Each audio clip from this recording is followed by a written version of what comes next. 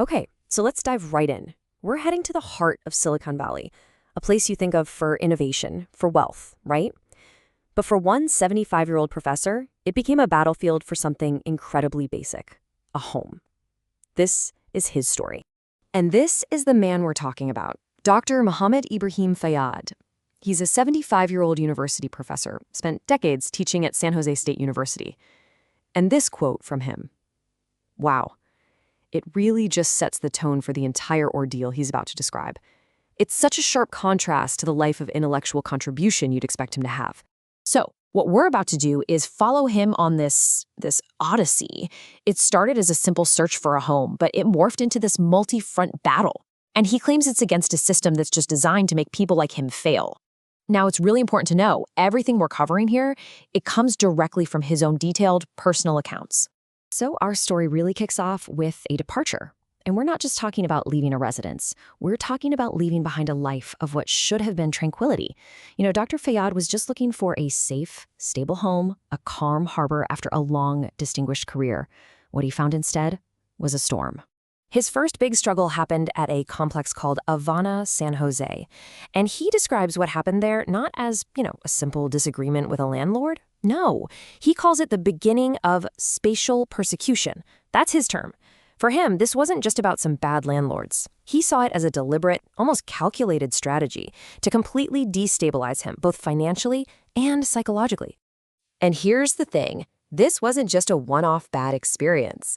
It turned out to be the start of a journey through multiple properties, and each one presented a new, and honestly, often more severe challenge.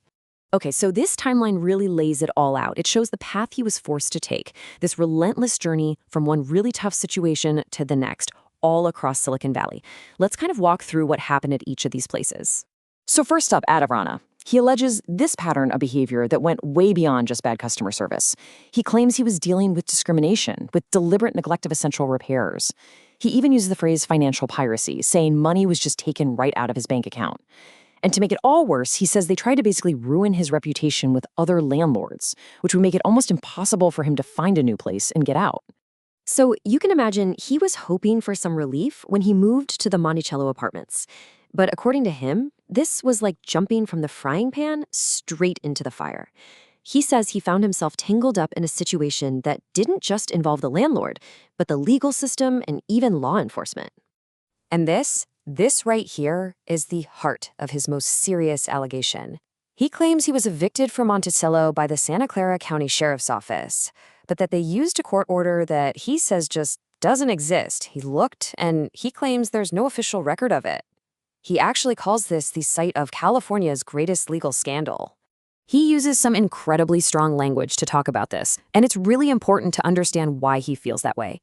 He frames the alleged police intimidation at his front door as moral murder. And that $1,200 in legal fees demanded by the law firm Kimball Tyree in St. John, he calls that white-collar terrorism.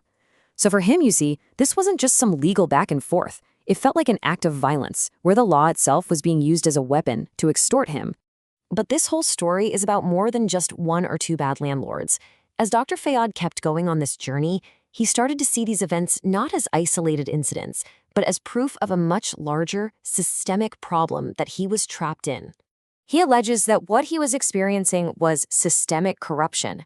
He's talking about an interconnected network where real estate companies, powerful law firms, banks, police, and even social agencies all seem to work together, creating this inescapable trap for a tenant who's just trying to stand up for their basic rights.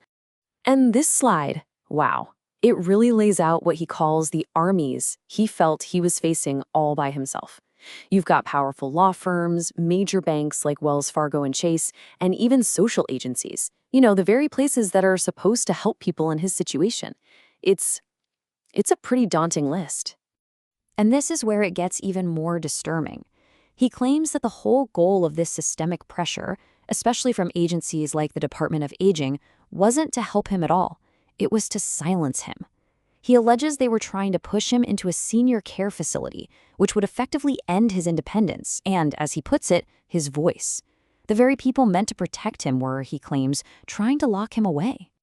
But look, this is not just a story about a man being victimized. Not at all. Dr. Fayad, with his academic mind and a will of pure iron, fought back against the system every single step of the way. And his fight just kept going at other properties. At a place called Prad, he says he was met with this trap of fake kindness only to be treated like a debt collector just moments later. Then, at Citygate in Cupertino, he ran into a whole new kind of battle, this grueling, what he calls discriminatory, digital application process. He spent 4 hours painstakingly filling it out, only to have an algorithm give the apartment away to someone else in a literal instant. He calls it digital discrimination. And here is a perfect, concrete example of his fight. For 2 solid years, he was paying $122 a month for renter's insurance. And to him, that number just didn't add up. It felt wrong. And here's the result of his resilience in action. He did his own investigation, exposed the overcharging, and got the cost knocked down to the correct amount, $35. Now, it might seem like a small victory, but it proved to him that this exploitation was a constant threat, and more importantly, that he had the power to fight back and win. He didn't just fight these battles quietly on his own either. He escalated his case. He took his story directly to political leaders, like San Jose's Matt Mahan.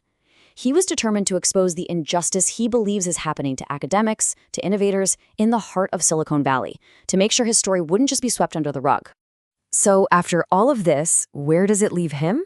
Well, his journey and his fight, they are far from over. This is not a story with a neat, tidy ending. It's a story that's still being written right now. In his own powerful words, his life is now a state of watchful waiting.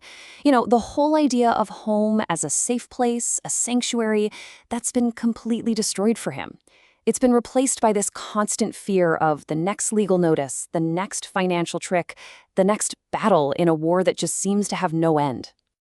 And all of this leaves us with a final, really crucial question that his story forces us to ask. In a society that was built on the minds and contributions of people just like Dr. Fayad, what do we owe them? What's our collective responsibility to make sure that they can live with dignity, with security in the very communities they help to create?